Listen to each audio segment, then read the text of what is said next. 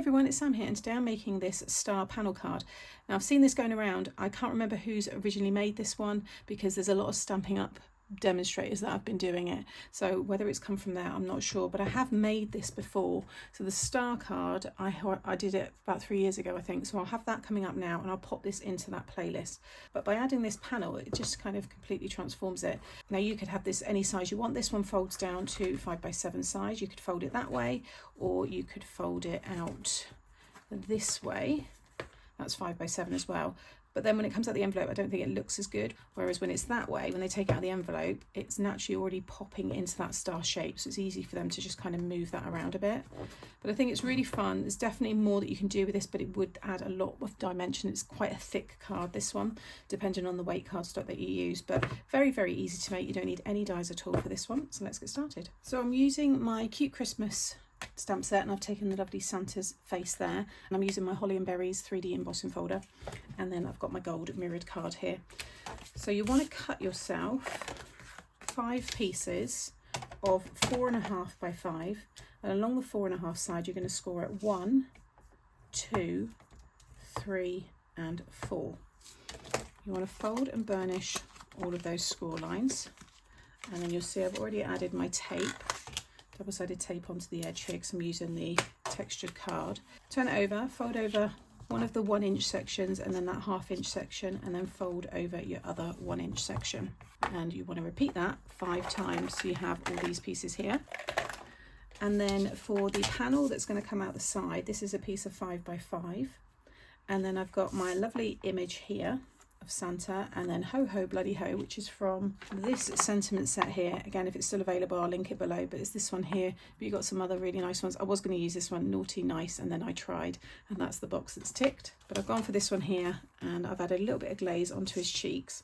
So 5 by 5, and then this piece here is 3 3/4 by 4 3/4. So I'm actually not going to stick that one down yet. I'm going to stick the star onto this and then stick it down. So that's all the scoring. I'll go through all of the sizes of the bits I've embossed in a minute. I'm going to use my double-sided tape, and ignore the embossed bits I've got on it. You just want to fold them down, and I always like it so that you've got the fold or the join facing you where you can with the stars, because that way when it's open you don't see any of the join.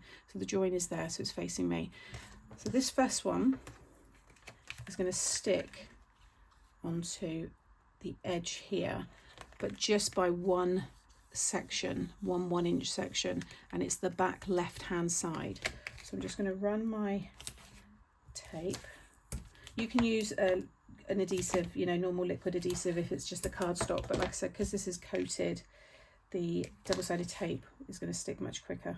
Okay, so this folded side, I'm just sitting it right up to the edge. Make sure it's flush with the bottom so the card doesn't rock. Okay, so we've got our first part of the star. Then the next one, again, it's squashed down.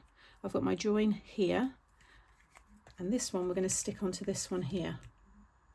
So I'm just going to add my glue, and now this time this fold I'm going to sit alongside this fold here. If you want to, you can fold it in half again and just stick it right over the top that way.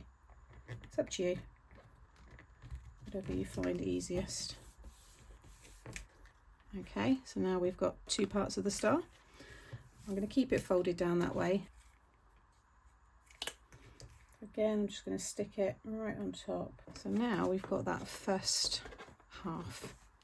Okay, so then the next one is going to stick on here, on the back. Again, I've got the join facing me, so it's on the inside there. So again, visually, when you look at it, now that one I should have positioned differently because you can see the join there. So just bear that in mind. Some of you might not care, and I guess the recipient isn't going to care, but can you see the join there? Ideally, I would have wanted that to be there, but it's fine. We'll go with it. But I've got the join facing me there, so I'm going to stick that one right up against the back. So I'm just butting it right up to the edge of this piece here.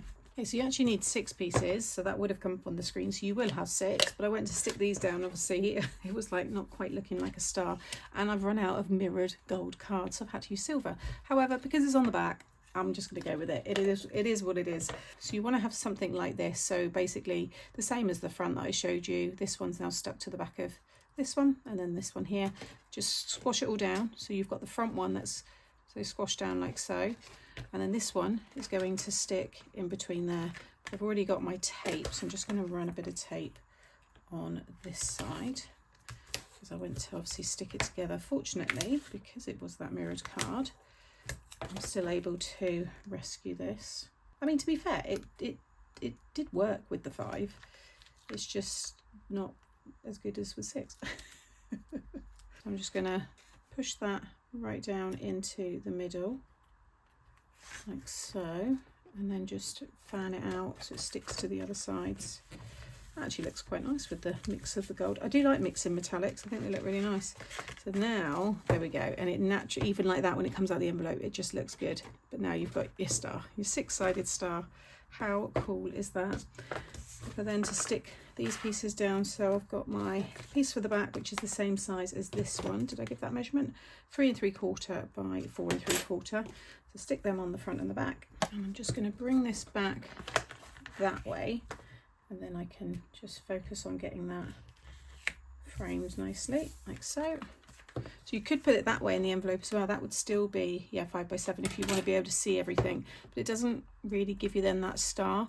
Whereas when it's folded that way, that's how you get that cool star shape. So it's up to you, but I think I will end up squashing it in. So that is your star panel card. Very, very fun. There's a few other ideas I've got with it, but the problem with this is the more you add to it, the more bulk it's going to get, and in the end it would end up just being 3D because you probably wouldn't be able to fold it flat. But I'm pleased with how it's turned out. I'm tempted to change the front one to silver so then it actually works. It's kind of a happy accident because I do really like, once that's got the embossed detail on it, I think it looks lovely.